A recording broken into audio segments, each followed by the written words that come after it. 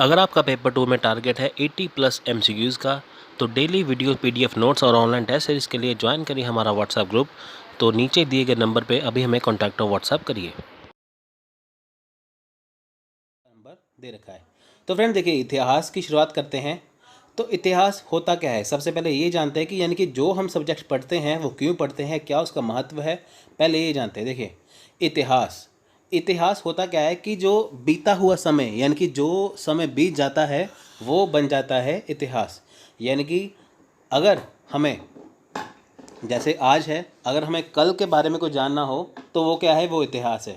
यानी कि अगर हम देखें कि जो बीता हुआ समय है, ठीक है, जैसे हमारा जो भारत है उसके जो पुराने वाले वर्ष है, जो पुराने समय में क्या क्या हुआ था उसको जानना हो तो हम किसकी हेल्प लेंगे, हम लेंगे हेल्प हिस्ट्री की, ठीक है, यानी कि इतिहास की।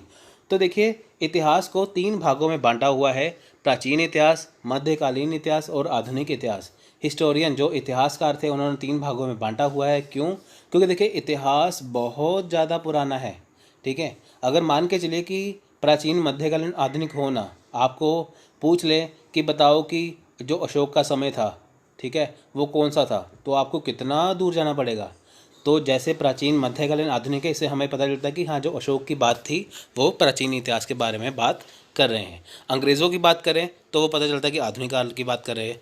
अगर हम मुग़ल काल की बात करें तो पता चलता है कि वो मध्यकालीन की बात कर रहे हैं। तो इससे पता चल जाता है कि कौन कौन से समय में कौन कौन आया था, तो जिससे क्या है, इतिहास पढ़ना थोड़ा सा आसान हो जाता है, ठीक है फ्रेंड्स। स्कूल में, कॉलेज में, यूनिवर्सिटीज़ में, कहीं पे भी इतिहास को पढ़ाने का या पढ़ने का तरीका ऐसा ही है जो हम बचपन से पढ़ते आ रहे हैं, ठीक है। तो इससे क्या है, आसान जो है हो जाता है। तो इतिहास 3 भागों में बटा हुआ है: प्राचीन, मध्यकालीन और आधुनिक इतिहास। तो चलिए पहले प्राचीन इतिहास के बारे में जानते हैं क्या। देखिए, प्राचीन भारतीय इतिहास क्या है। देखिए, प्राचीन भारतीय इतिहास यानी कि जो समय बीत चुका है, सबसे पहले शुरुआत क्या थी। तो फ्रेंड्स देखिए कि प्राचीन भारतीय इतिहास में पहले मैं आपको बिल्कुल बेसिक लेवल की, ठीक है, बिल्कुल प्रारंभ से आपको मैं करवाऊंगा कि क्या क्या हुआ था, ठीक है। तो इससे होगा क्या, आपको कहीं पे भी मुश्किल नहीं आएगी। देखिए, यूजीसी नेट का एग्ज़ाम बहुत ज़्यादा टफ है। आप जब पोस्ट ग्रेजुएशन कर लेते हो, ठीक है, पीजी करने के बाद, तो आप जब यूजीसी नेट का एग्ज़ाम देने जाते हो तो ऐसे क्वेश्चन सामने आ जाते हैं तो जिससे आप सोचने लगते हो कि जो हमने पढ़ा था अपने पोस्ट ग्रेजुएशन के अंदर तो वो हमें आया ही नहीं है। तो उसका कारण क्या है, हम डीपली पढ़ते नहीं हैं, ठीक है। मैं आपको बिल्कुल बेसिक से कराऊंगा कि ताकि आपको अच्छे से हो जाए, आपको कोई भी बुक ना पढ़नी पड़े, कोई भी वीडियो ना देखनी पड़े, ठीक है। ऐसा वीडियो आपको कहीं नहीं मिलेगा, ठीक है। देखिए, प्राचीन भारतीय इतिहास की बात करें तो पहले बात करेंगे हम कालक्रम की। कालक्रम होता क्या है ये जानते हैं। देखिए, उनकी घटना के क्रम में घटनाओं और तिथियों की व्यवस्था, यानी कि कौन सी घटना कब घटी थी, उसकी क्या क्या तिथि थी, क्या डेट्स थी, ठीक है, उसके बारे में जो चीज़ें होती हैं उसे कहते हैं कालक्रम। कालक्रम का क्या मतलब है कि कौन से समय में कौन सी चीज़ हो चुकी है, ठीक है, तो वो है कालक्रम। अब देखिए, महत्वपूर्ण शब्द क्या है, महत्वपूर्ण शब्द है ना ये। देखिए, BC बिफोर क्राइस्ट यानी कि ईसा पूर्व, BCE यानी कि बिफोर कॉमन इरा यानी कि सामान्य युग से पहले। अब देखिए, BC यानी कि बिफोर क्राइस्ट यानी कि ईसा पूर्व का मतलब क्या है। देखिए, मैं आपको पहले ये बता देता हूँ, फिर आपको मैं सीधा सीधा समझा दूंगा। देखिए, AD होता है एनो डोमिनेंस यानी कि ईस्वी, CE मतलब कि कॉमन इरा यानी कि साधारण युग, C डॉट यानी कि किरका या सिरका, अप्रॉक्सीमेशन यानी कि लगभग, BP यानी कि बिफोर प्रेजेंट या वर्तमान से पहले। अब देखिए, जो BC और BCE ये दोनों एक ही चीज़ है। मान के चलिए यहाँ पे हम लिखते हैं कि 500, ठीक है, 500 लिख देते हैं, उसके साथ लिख देते हैं ईसा पूर्व। 500 ईसा पूर्व का क्या मतलब हुआ कि जीसस क्राइस्ट के जन्म से 500 साल पहले, यानी कि जब ईसा मसीह का जन्म हुआ था उससे 500 साल पहले की बात कर रहे हैं। अब देखिए, जो हम लिख दे साथ में 500 AD, ठीक है, तो इससे पता चलता है कि ये ईस्वी यानी कि ये आगे की ईसा मसीह के यानी कि जीसस क्राइस्ट के जन्म के आगे के 500 साल की बात कर रहे हैं। अब देखिए, जैसे हमारा सन है 2019 ये चल रहा है, यहाँ पे अगर हम यहाँ पे 2019 रहने दें तो हमें पता चलेगा कि हम AD की ही बात कर रहे हैं। अगर साथ में लगा दे AD तो पता चल जाएगा कि 2019 की बात हो रही है। अब देखिए, जो BC है वो हमेशा ही एंड में लगता है यानी कि 500 ईसा पूर्व यानी कि BC। अब AD है स्टार्टिंग में आएगा यानी कि AD 2019 ये ऐसे, ठीक है। अब देखिए, होता क्या है यहाँ पे कि अगर हम सीधे सन की बात करनी हो, सीधे ईयर की बात करनी हो, सीधे सालों की बात करनी हो, तो यहाँ पे हम या तो सीधे सन लिख देंगे तो उसका मतलब भी ईडी होगा, या अगर वहाँ पे सीई लिख दे तब भी उसका मतलब आगे के सन होंगे, या कुछ भी ना लिखे तब भी वो ईडी की ही बात करते हैं। अब देखिए बिफोर क्राइस्ट की जगह पे आजकल हिस्टोरियन जो इतिहासकार है वो बिफोर कॉमन इरा यूज़ कर रहे हैं। क्यों? क्योंकि देखिए जो बिफोर क्राइस्ट है और जो एडी है एनो डोमिनस। एनो डोमिनस क्या है? एनो डोमिनस लैटिन वर्ड यानी कि लातीनी भाषा का शब्द है, जिसका मतलब है कि जो उनके जो गुरु हैं, ठीक है, जो उनके जो गुरु हैं उनका समय, ठीक है। यानी कि जो एडी है वो क्या है? जो एडी है वो, फिर से सुनिए, जो एडी है वो लैटिन भाषा का शब्द है, जिसका इंग्लिश में मतलब है in the year of Lord, यानी कि उनके भगवान का समय। अब देखिए या एडी हो या बीसी हो, यानी कि ईसा पूर्व हो या ईस्वी हो, ये है क्या? ये एक धर्म को, एक रिलीजन को दर्शाता है। अब होता क्या है कि जो हिस्टोरियन, जो इतिहासकार हैं, वो कहते हैं कि बिफोर क्राइस्ट लिखने से क्या है कि किसी के धर्म, यानी कि जो कोई धर्म है, ठीक है, जो कोई रिलीजन है, तो वो उससे पक्षपात हो सकता है, तो इसलिए उन्होंने उसकी जगह पे कॉमन एरा यूज़ किया है BCE, और एडी की जगह पे आजकल कॉमन एरा यूज़ किया जाता है, ठीक है। तो ताकि ये ना हो कि ये उनके रिलीजन से संबंधित है ऐसे करके, ठीक है। अब देखिए BC का मतलब है कि ईसा मसीह के जन्म से पहले, और एडी का मतलब है ईसा मसीह के जन्म के बाद। अब उसके बाद बात करेंगे सी डॉट की, यानी कि किरका या सिरका, ठीक है, इसका मतलब अप्रॉक्सीमेशन यानी कि लगभग। अब देखिए यहाँ पे आपसे मैं बात करूँ कि चौथी शताब्दी लगभग, या लगभग चौथी शताब्दी, या यहाँ पे लिखा हो 4th सेंचुरी सी डॉट, यहाँ पे लिखा हो ना 4th सेंचुरी सी डॉट, या ये लिखो, या ये कह देते हैं कि 500 सी डॉट, ठीक है, 500 के साथ सी डॉट लगाओ तो उसका मतलब है किरका के अप्रॉक्सीमेशन, यानी कि लगभग 500 साल पहले। 500 के साथ सी डॉट लगाओ यानी कि 500 साल पहले की लगभग वो बात कर रहा है, उसे एग्जैक्ट डेट नहीं पता है पर वो लगभग की बात कर रहे हैं। अब देखिए एक और शब्द है यहाँ पे नीचे, बीपी, बिफोर प्रेजेंट, यानी कि वर्तमान से पहले। अब देखिए ये बीपी है, सबसे कम इस्तेमाल होता है, सबसे ज़्यादा BC, BCE, AD, CE, C dot इस्तेमाल होते हैं। बीपी का क्या मतलब है? बिफोर प्रेजेंट यानी कि वर्तमान से पहले। अब देखिए इसमें है क्या, जो बीपी है, अब हम देखिए मैं आपसे बात करता हूँ, मैं लिख देता हूँ यहाँ पे 5000 बीपी। देखिए फ्रेंड्स, मैं ये मोबाइल से वीडियो बनाता हूँ तो मैं इसे लिख नहीं सकता, आपको मैं ऐसे समझाऊंगा, आप समझ लीजिए, ठीक है। अगर हमारा थोड़ा सा काम, जैसे आपका सहयोग रहा, तो हम जल्दी ही इसको और अच्छे से करेंगे, ठीक है। आपको फिर स्क्रीन पे लिखा हुआ दिखाई देगा, तो फिलहाल इससे आप काम चलाइए। देखिए मैं आपको जो बोलूँगा ध्यान से सुनिए। बीपी की बात कर रहे हैं, मैं यहाँ पर लिख दूँ कि 5000 बीपी, ठीक है, 5000 बीपी। तो मैं कौन से समय की बात कर रहा हूँ? मैं 3000 बीपी, मैं 3000 बीसी की बात कर रहा हूँ। मैंने लिखा है 5000 बीपी, ठीक है, यानी कि वर्तमान से पहले, पर मैं कौन से सन की बात कर रहा हूँ? इसका मतलब मैं 3000 साल पहले की बात कर रहा हूँ। क्यों? अब देखिए हम जो है वो 2019 में अब आ चुके हैं, यानी कि 2000 साल आगे आ चुके हैं। अगर मैं 5000 बीपी की बात करूँ तो 5000 में से आप 2000 जो है वो निकाल दीजिए तो बचते हैं 3000, ठीक है, यानी कि 3000 साल। 3000 वो हो गया और प्लस 2000 ये हो गए, यानी कि टोटल कितना होगा? 5000। आपसे पूछा जाए कि 7000 बीपी, 7000 बीपी, तब उसमें से 2000 निकाले तो वो 5000 बीसी की बात कर रहे हैं, यानी कि 5000 ईसा पूर्व की बात कर रहे हैं, ठीक है। जितना भी आपसे पूछे, आपसे वो कह दे 3000 बीपी, ठीक है, तो आप 2000 माइनस कर दीजिए, यानी कि वो 1000 ईसा पूर्व की बात कर रहा है, ठीक है। तो ये सबसे कम इस्तेमाल होता है, तो सबसे ज़्यादा वो ऊपर वाले इस्तेमाल होते हैं। ये ऐसे शब्द है जो आपको कहीं पे भी नहीं करवाए जाते। किसी कॉलेज में, स्कूल में कोई भी वीडियो देख लो, आपको सीधे ही वो इंडस वैली से, हड़प्पा सभ्यता से शुरू करवा देंगे। मेरा ये मकसद है कि अगर मैं आपको पढ़ाने बैठा हूँ तो आपको इतना अच्छा करवा दूँ कि ताकि जो मैं आपको समझा रहा हूँ वो आपको समझ में आ जाए, आपको कोई भी बुक ना पढ़नी पड़े, ठीक है, इतनी अच्छी प्रेपरेशन हो जाए। हमारी वीडियो को बनाने का फ़ायदा ही क्या अगर आपको इसके बाद कोई बुक या कोई और वीडियो देखनी पड़े, ठीक है फ्रेंड्स।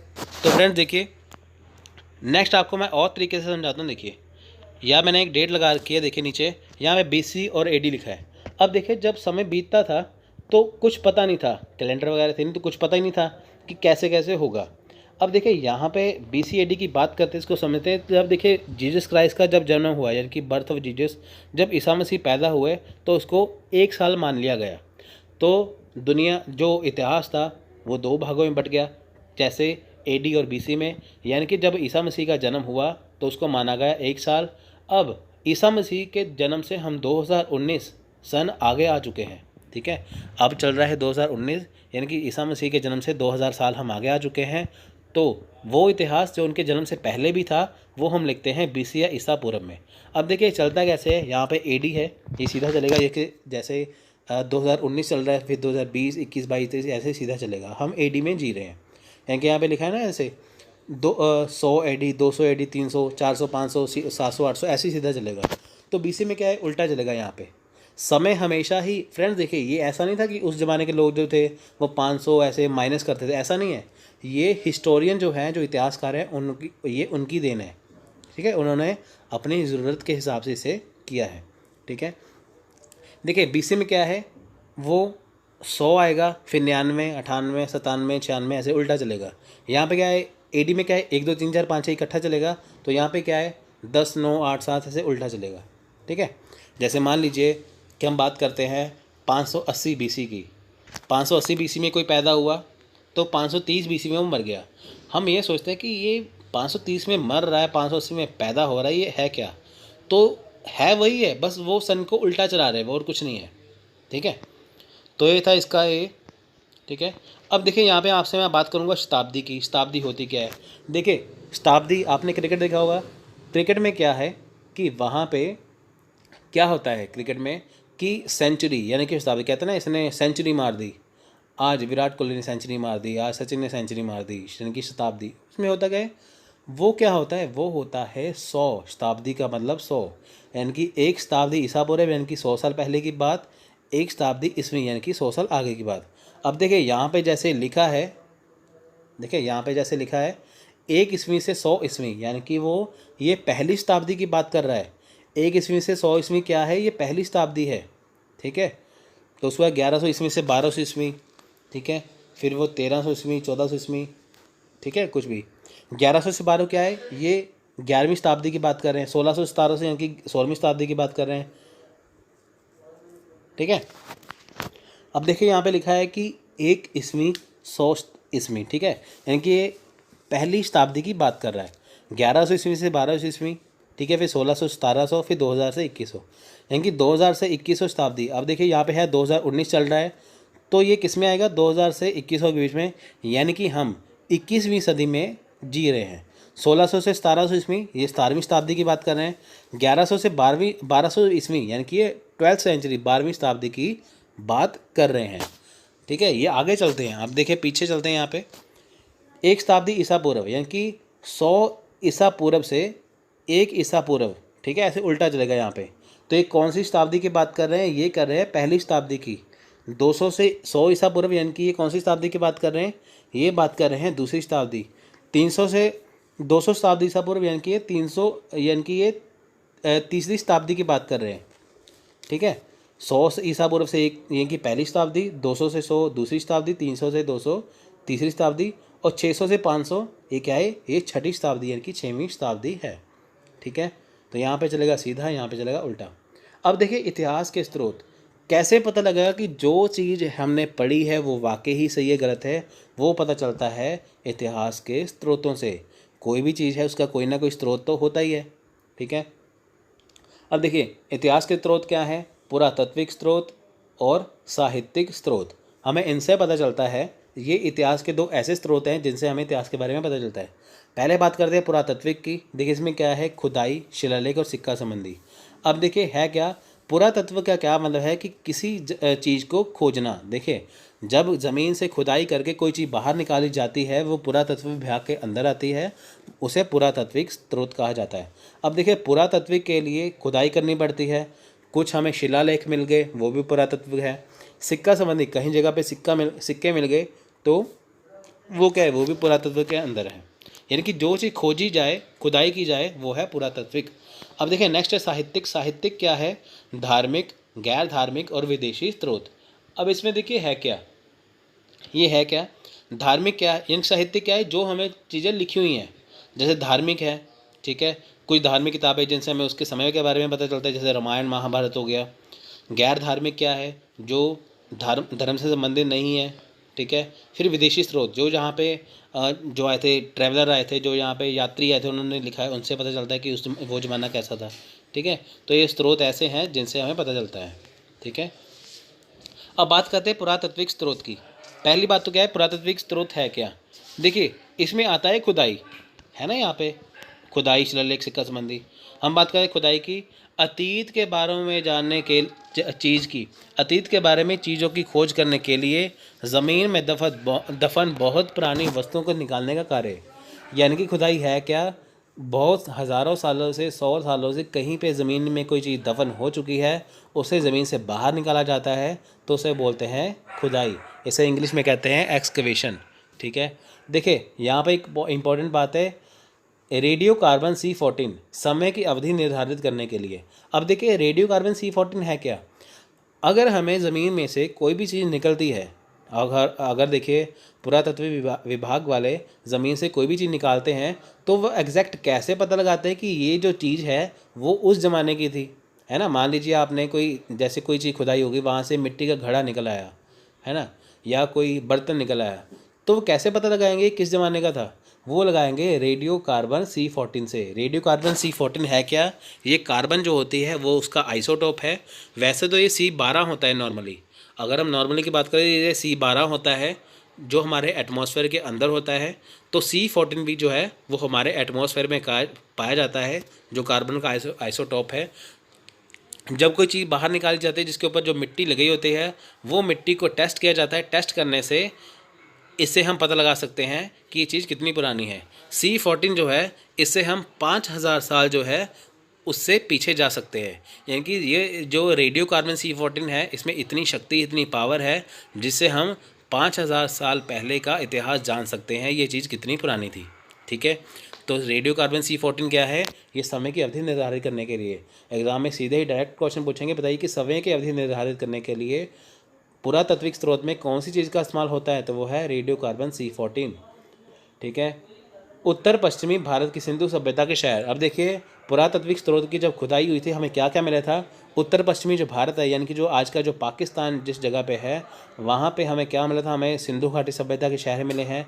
जो उत्तरी गंगा के जो संस्कृति के, जो उत्तरी गंगा संस्कृति है जो हमारे भारत में है, ठीक है, यानी कि गंगा किनारे जो जो संस्कृति थी, जो जो शहर थे, वो मिले हैं यहाँ पे।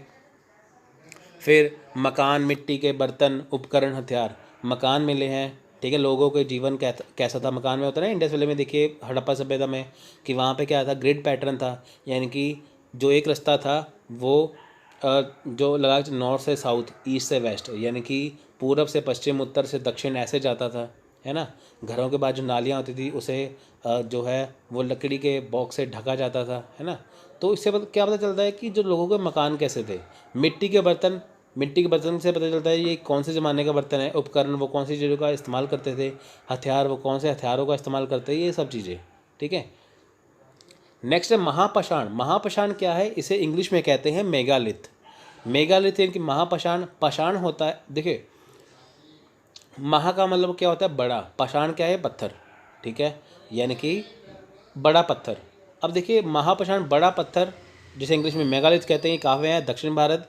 ये दक्षिण भारत के जो तमिलनाडु है, उसके चेन्नई शहर में ज़्यादातर पाए गए।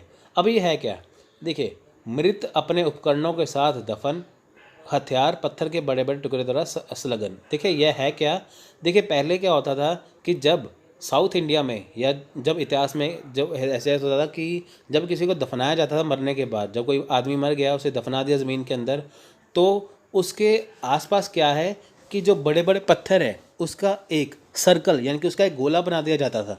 जहाँ पे इसको दफना दिया, उसके आसपास क्या है, बड़े बड़े पत्थर रख दिए जाते थे, उसका एक गोला बना दिया जाता है, एक सर्कल बना दिया जाता था।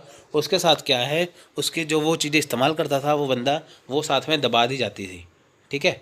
तो उसे बोलते हैं मेगालिथ या महापाषाण। ये दक्षिण भारत में मिले हैं, ठीक है। अब देखिए, नेक्स्ट है शिलालेख। हमने हमने अभी बात की थी ना, यहाँ पे हमने अभी बात की है खुदाई की, अब इसी का पार्ट है शिलालेख। शिलालेख क्या होता है कि एक ऐतिहासिक, धार्मिक, अन्य रिकॉर्ड प्रभावित, चित्रित या पत्थर, ईंट, धातु या अन्य कठोर सतह पर लिखा गया। यानी कि वो चीज़ जो हमें लिखित प्रमाण मिलती हैं।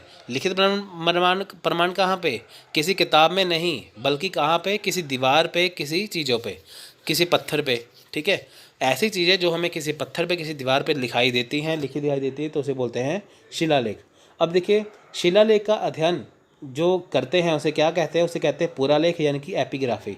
यानी कि जो शिलालेख का अध्ययन करते हैं उसे कहा जाता है पुरालेख या एपिग्राफी।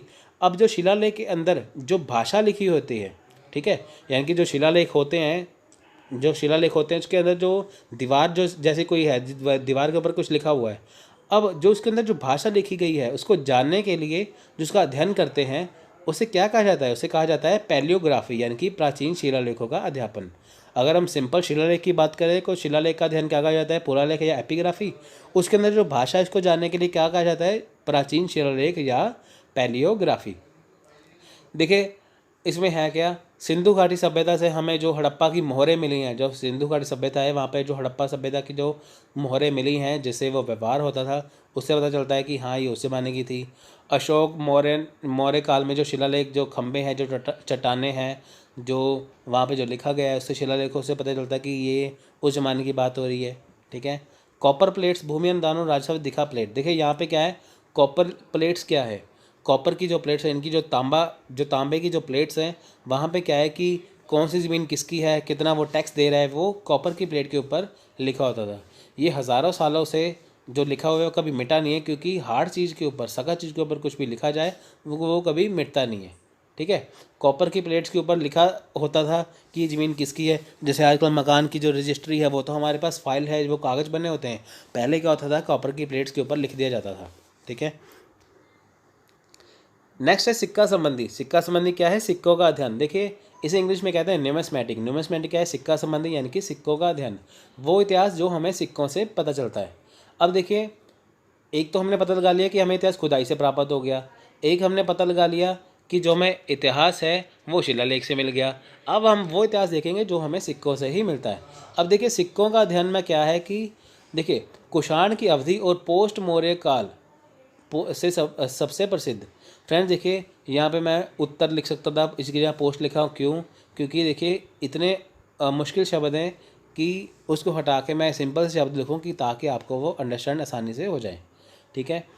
तो देखिए कुषाण की जो अवधि है, इनकी जो कुषाण वंश था वो साल, और जो उसके बाद जो मौर्य वंश का जो बाद का जो समय था, उस समय जो प्रसिद्ध सिक्के जो चले थे, ठीक है, वो कब चले थे, 200 ईसा पूर्व 200 ईस्वी, यानी कि ये 200 400 साल बनते हैं। ठीक है। यानी कि ये 400 सालों का इतिहास है, वो हमें कहीं और से प्राप्त नहीं होता, वो हमें प्राप्त होता है सिक्का संबंधी अध्ययन से। ठीक है। तो इनके अध्ययन से हम 400 सालों का इतिहास जो है वो जान सकते हैं। अब देखिए सिक्कों से कैसे पता चलेगा कि ये सिक्का कौन से ज़माने का है। देखिए राजाओं की वहाँ पे क्या है, राजाओं के बारे में लिखा होता था। ठीक है। तो जिससे पता चलेगा कि हाँ ये उस राजा के बारे में बताएगा कि कोई भी राजा है अपने समय अपने सिक्के चलाता था। ठीक है। तो देवताओं के चित्र, अब देखिए जो भगवान की फ़ोटो या देवताओं के चित्र बने होते थे, तो उससे ये पता लगाया जा सकता था कि जो राजा है वो कौन से धर्म को मानता है या किस भगवान को मानता है, या उस जो राज के लोग हैं वो किस देवता को मानते हैं। किससे पता चलेगा, वो सिक्कों से, देवताओं के चित्र से पता चलेगा। ठीक है। अब देखिए राज्याभिषेक की तारीख। अब कोई राजा है वो अपनी राजगद्दी पर कब बैठा था, ठीक है, उसकी तारीख लिखी हुई होती है। ठीक है। तो हमें पता चल जाता है कि हाँ ये राजा इस तारीख को इस गद्दी पे बैठा था, ये उस ज़माने की बात हो रही है। राजा का नाम क्या, राज का नाम देखिए अराइंस मतलब शासन। ठीक है। राज का नाम यानी कि शासन, कि कौन सा शासन है, किस वंश का शासन है, कुषाण वंश का है, मौर्य वंश का है, उसके बाद के वंश का है, ये सब कुछ सिक्के के ऊपर लिखा जाता था, जिससे आसानी से पता लगाया जा सकता है कि कौन से जो राज्य की या कौन से समय की बात हो रही है। ठीक है। देखिए सबसे पहले जो स्वर्ण सिक्के यानी कि जो सबसे पहले जो सोने के सिक्के थे वो कुषाण वंश के समय में चले थे। कई इतिहासकारों को मानना है कि भारत यूनानियों के समय में चले थे। कुषाण और भारत यूनानी दोनों ही सही हैं। ठीक है। एग्जाम में कोई भी क्वेश्चन है तो दोनों में से किसी एक को टिक कर देना। देखिए सबसे पहले जो स्वर्ण के सिक्के हैं वो कुषाण के समय में चले थे, और सबसे ज़्यादा जो सोने के सिक्के हैं, सबसे ज़्यादा जो सोने के सिक्के हैं वो गुप्ता वंश के समय में चले थे। यानी कि सबसे पहले कुषाण सबसे ज़्यादा चले थे गुप्ता वंश के टाइम में। अब देखिए ऐसा तो है नहीं है कि जो सोने के सिक्के थे वही, स्वर्ण के सिक्के थे वही चले थे और कोई सिक्के थे नहीं। उस समय सिल्वर के, कॉपर के, टिन के, ठीक है, वो भी सिक्के चलाए जाते थे। सोने के सिक्के थे ही, साथ में सिल्वर, कॉपर, टिन के भी सिक्के चलाए जाते थे। ठीक है फ्रेंड्स। अब देखिए अब देखिए सिक्के मिलने का कारण क्या है। देखिए उस ज़माने में क्या था, बैंक नहीं थे। आजकल तो हमारी जो प्रॉपर्टी कुछ भी है, ठीक है, वो बैंकों में हम पैसा जमा करवाते हैं। पहले ज़माने में बैंक नहीं हुआ करते थे, तो लोग क्या करते हैं कि जो सिक्के हैं ना, वो किसी घड़े में या किसी चीज़ में डाल के वो ज़मीन में या दीवार में गड़वा देते थे, है ना। अब वो किसी को बताते नहीं थे कि हमने, हमारे पास इतनी प्रॉपर्टी है कि हमने यहाँ पे गड़वा रखी है। तो क्योंकि देखिए उसको चोरी होने का बहुत डर था। एक तो बैंक नहीं था, ऊपर से उनको चोरी होने का डर था, जिसमें वो अपनी प्रॉपर्टी को सिक्कों में तब्दील करके तो उसको वो रख देते थे।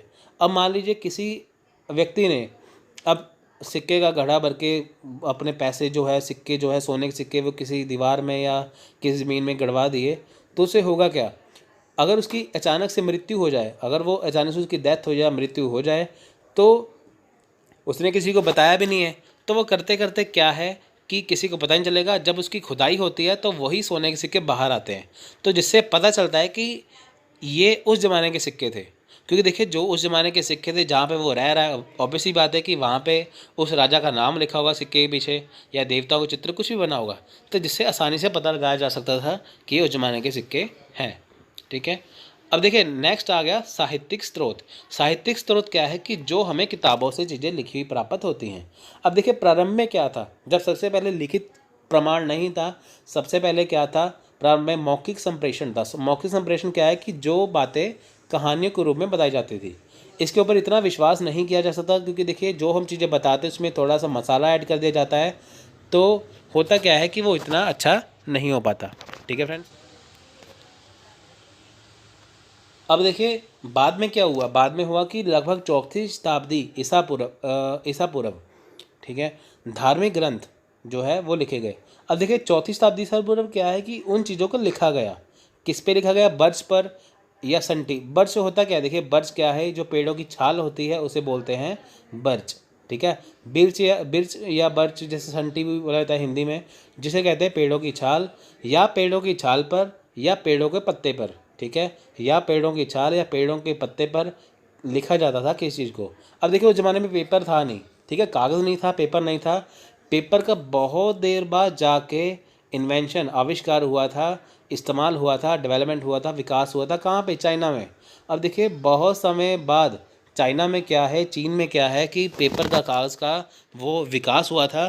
तो यानी कि इससे पहले क्या है, ठीक है, इससे पहले क्या है कि यहाँ पे एक स्रोत नहीं था इंडिया में, तो यहाँ पे क्या है कि यहाँ पे पेड़ों की छाल या पत्तों पर लिखना होता था। अब देखिए इसको इतने सालों से संभाल के रखा हुआ है यहाँ पे, ये इतने मतलब कि मुलायम है, ये इतने, ये उनकी लगा जो इतने कमज़ोर हैं कि इसको आप ज़ोर से पकड़ोगे तो ये टूट जाएंगे, इसलिए इसको संभाल के रखा हुआ है, ठीक है। आजकल तो कागज़ है, वो तो आसानी से हो जाते हैं, पर उस ज़माने में क्या था कि बर्च यानी कि संटी या पेड़ों की छाल या पत्तों पर लिखा जाता था, ठीक है। अब देखिए धार्मिक, पहली बात करेंगे धार्मिक किताबों की। धार्मिक किताबें कौन सी, जिनसे हमें पता चलेगा। हिंदू धर्म, हिंदू धर्म की बात करें तो उसमें हिंदू धर्म की जो किताबें वो संस्कृत भाषा में थी। दुनिया की सबसे पहली भाषा संस्कृत भाषा ही है। अब देखिए हिंदू धर्म की जितनी भी किताबें हैं आपको संस्कृत भाषा में मिलेंगी। वेद हो, रामायण हो, महाभारत है, पुराण है, ये सारे क्या हैं, हिंदू धर्म से रिलेटेड हैं और ये संस्कृत भाषा में थे, ठीक है। तो नेक्स्ट है बौद्ध धर्म। बौद्ध धर्म क्या है, ये पाली भाषा में है। अब देखिए पिटक है जो अधिगम, अभिगम, सूत्र पिटका, विनय पिटक जो है, ये सारे क्या हैं, ये बौद्ध धर्म से रिलेटेड है। जो जातक कथाएं हैं, यानी कि जटका टेल्स या जातक कथाएं, इसमें क्या है, बुद्ध के जीवन में के बारे में बताया गया है। ये सारी किस भाषा में, ये सारी पाली भाषा में है। नेक्स्ट है जैन साहित्य, ये प्राकृत भाषा में है। इसकी जैन साहित्य की जो बुक है, जो किताब है भगवती सूत्र, उसमें 16 महाजनपद बारे में बताया गया है, ठीक है। ये सारी चीज़ें हम जो कर रहे हैं इसको आगे जाकर हम बहुत ही ब्रीफली करेंगे ताकि आपको अच्छे से समझ में आ जाए। तो फ्रेंड देखिए जैन साहित्य जो है वो प्राकृत भाषा में है, ठीक है। बौद्ध धर्म जो है वो पाली भाषा में है और हिंदू धर्म जो है संस्कृत भाषा में है। ये क्या है, ये सारे धार्मिक ग्रंथ हैं, ये धार्मिक स्रोत हैं जिससे हमें पता चलेगा कि वो ज़माना कैसा था। अब देखिए उसके बाद हम आते हैं गैर धार्मिक चीज़ों पर। अब देखिए वो किताबें जो धर्म से रिलेटेड नहीं है, क्यों नहीं, कौन सी नहीं है, देखिए कानून की किताबें जो हैं। अब देखिए आजकल क्या है कि हर एक देश का अपना संविधान है, पहले क्या था ऐसा नहीं था। पहले क्या है, कानून की किताबें थी, ठीक है। जैसे धर्म सूत्र है, स्मृतियाँ हैं, जिसमें मनुस्मृति है जो बहुत ज़्यादा प्रसिद्ध थी, ठीक है। अब देखिए 500 ईसा पूर्व से 500 ईस्वी तक ये संकलित की गई। देखिए 500 ईसा पूर्व और 500 ईस्वी यानी कि 1000 साल तक इसे संकलित किया गया। जैसे जैसे विद्वान आते गए, नए नए कानून बनते गए, वो इसको बीच में ऐड करते रहे। यानी कि 1000 साल तक क्या है कि कानून की जो किताबें थी, धर्म सूत्र थे, स्मृतियाँ थी, उसके हिसाब से समाज को चलाया जाता था। अब देखिए ये किताबें कौन सी थी जिससे समाज का संचालन करने वाले कानून थे। जैसे किसी ने चोरी की है, किसी ने कुछ भी किया, उसे सज़ा कैसे दी जाए, कैसे कैसे नियम बनाए जाए, समाज को कैसे चलाया जाए, ये सारा कुछ जो है वो गैर धार्मिक किताबों में होता था। राजा के साथ साथ लोगों के नियम और कर्तव्य भी यहाँ पे शामिल होते थे कि राजा के क्या कर्तव्य हैं, लोगों के क्या कर्तव्य है, ये सारे किसमें शामिल थे, गैर धार्मिक किताबों में, ठीक है। अब देखिए जो कुछ प्रसिद्ध गैर धार्मिक स्रोत है कौन से हैं। अर्थशास्त्र ने लिखा था, अर्थशास्त्र जो बुक है, जो किताब है, वो लिखी थी कौटिल्य ने, ठीक है। कौटिल्य ने जब ये लिखी थी, अर्थशास्त्र क्या है, ये शासन व्यवस्था के बारे में इसमें बताया गया है। ये आज का अर्थशास्त्र नहीं है जिसमें सिर्फ अर्थ के बारे में या इंडस्ट्री के बारे में बताया जाता है। ये उस ज़माने का अर्थशास्त्र था जिसमें आपको राजनीति के बारे में, शासन व्यवस्था के बारे में बताया जाता था। हर्षचरित क्या है, ये बाणभट्ट ने बुक लिखी हुई है। फ्रेंड्स देखिए डायरेक्ट क्वेश्चन आते हैं कि ये बुक किसने लिखी हुई है, ठीक है। आगे मैं आपको कराऊंगा, इस बार भी आप ये कर लो साथ में ही। हर्षचरित्र है जो ये लिखी थी बाणभट्ट ने, जो हर्ष की जो बायोग्राफी है, जो हर्ष के जीवन पर आधारित है, राजा हर्षवर्धन के। राजतरंगिणी बुक लिखी थी, किताब लिखी थी कलहर ने। राजतरंगिणी क्या है, ये हिस्ट्री ऑफ किसकी है, जम्मू एंड कश्मीर की, यानी कि जम्मू कश्मीर का पूरा इतिहास राजतरंगिणी बुक में लिखा गया है। मालविकाग्निमित्रम ये कालिदास की कृति है, ये उनकी लिखी रचना है। मालविकाग्निमित्रम में जितने भी कैरेक्टर हैं हम इससे पता लगा सकते हैं कि वो कैरेक्टर जो है वो अपने ज़माने में कैसे रहते थे। जो अमरकोश है वो अमर सिंह ने लिखी थी। जो मुद्रा राक्षस है वो लिखा था विशाख दत्त ने, ठीक है फ्रेंड्स। एक और बुक है यहाँ पे, वह आप लिख लो, अष्टध्यायी। अष्टध्यायी लिखी थी पाणिनि ने, ठीक है। अष्टध्यायी जो थी वो ऋषि थे पाणिनि, उन्होंने लिखी थी। अब नेक्स्ट है विदेशी स्रोत। अब देखिए विदेशी स्रोत क्या है कि वो स्रोत जो ना हमें गैर धार्मिक किताबों से मिले हैं, ना हमें धार्मिक स्रोत से मिले हैं, वो विदेशी स्रोत। यानी कि जब हमारे यहाँ पे देशों में, हमारे यहाँ भारत में जो घूमने के लिए बाहर से जो लोग आए थे, उनके द्वारा जो रचनाएं वो लिखी हुई थी। अब देखिए जब यात्री यहाँ पे आए थे, धार्मिक विद्वान जो थे, उनके जो खाता लिखा गया था, ठीक है, वो कम अतिशोक्ति भरा था। अब इस लाइन को मैं 2 मिनट में पूरा एक्सप्लेन करूँगा, ध्यान से सुनिएगा। देखिए होता क्या था, जब कोई राजा यहाँ पे है, अब जितने भी कवि थे, जितने भी लेखक थे, वो राजा के दरबार में रहते थे, तो वो राजा के विरुद्ध कुछ भी लिखते नहीं थे। अगर वो राजा के विरुद्ध कुछ लिखते हैं तो वो राजा उनको दंड देगा। जैसे मान के चले कि आज के समय की बात करें कि अगर हमारे देश में या किसी भी देश में कोई अपने प्रधानमंत्री के बारे में किसी किताब में कुछ गलत लिख देता है या न्यूज़ में गलत छाप देता है अखबार में, तो उसको वो क्या दंड दिया जाता है तकरीबन, ठीक है, या उसको वो बंद करवा दिया जाता है। तो पहले भी ऐसा था। पहले क्या था कि राजा के बारे में कोई भी कुछ लिखता था तो उनको डर रहता था कि राजा हमें कोई सज़ा ना दे दे। तो होता क्या था, जो भारत के जो लेखक थे, जो राजा के बारे में लिखते थे, वो राजा की प्रशंसा के बारे ही लिखते थे, ठीक है। तो उसके बारे में कुछ गलत नहीं लिख पाते थे। तो जब यहाँ पे बाहर से कोई ट्रैवलर, जहाँ से कोई यात्री आते थे, जब वो राजा के बारे में, वो जब अपने देश लौटते थे, यानी कि मान लीजिए कि यहाँ से चाइना से कोई बंदा आया, वो यहाँ पे रहा, अब अगर वो यहाँ पे कोई किताब लिखेगा तो राजा का उसके ऊपर प्रभाव होगा। अब वो क्या करते हैं, यहाँ से सारी चीज़ें सीख के वो बाहर जाकर अपने देश में इंडिया के राजा के ऊपर, भारत के राजा के ऊपर किताब लिखते थे। तो वो अपनी मर्ज़ी से बिल्कुल सही सही लिखते थे, क्योंकि उनके ऊपर तब कोई प्रभाव नहीं होता था अपने देश में, ठीक है। तो जिससे हमें राजा के बारे में सही सही ज्ञान प्राप्त होता है। यानी कि अगर हम इंडियन राजा की बात करें, भारतीय राजाओं के बारे में अगर हम पढ़ें, तो हमें अगर भारत के लेखक की रचनाओं को पढ़ेंगे तो उसमें काफ़ी अंतर पाया जाएगा जो विदेशी लेखक है उनसे, ठीक है।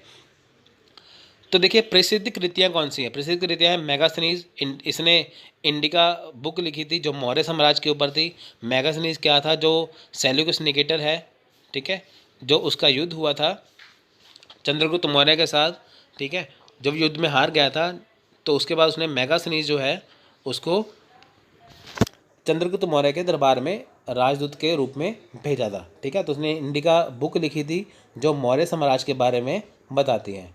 उसके बाद फाहियान है, ठीक है, और ह्यून सांग है। फाहियान और ह्यून सांग जो दोनों चाइना से आए थे, चीन से आए थे।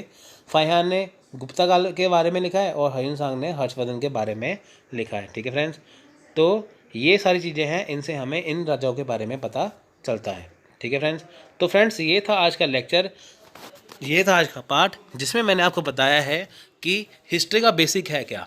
मैं आपको चाहो तो मैं आपको सीधे ही पढ़ा सकता था, पर मेरा मानना है कि अगर आपको पढ़ाने बैठो तो आपको कोई भी सोर्स ना पढ़ना पड़े, कोई भी सोर्स ना पढ़ना पड़े, जिससे क्या है कि आपको ना कोई वीडियो ना कोई कुछ पढ़ना पड़े। ये आप पढ़ोगे आपका आसानी से हो जाएगा। ठीक है, हर एक चीज़ को हम बिल्कुल डीप लेवल में करेंगे कि ताकि आपका आसानी से हो जाए। देखिए हिस्ट्री इतनी, इतिहास इतना मुश्किल नहीं है। लोगों को मुश्किल लगता है, इतना आसान है कि जैसे आप कोई फिल्म देख रहे हो, पिक्चर देख रहे हो, आप इसको वैसे मान के चलिए। ठीक है, सारी चीज़ें अपने आप याद हो जाएंगी। तो आगे जाके मैं इसके आपको ट्रिक्स भी बताऊंगा कि किसी चीज़ को कैसे याद रखना है जिससे आपको आसानी हो जाएगी। तो चलिए फ्रेंड्स, वीडियो अच्छा लगा तो लाइक और शेयर करना मत भूलिए। मिलते हैं अगली वीडियो में, तब तक के लिए धन्यवाद, थैंक यू, जय हिंद, जय भारत।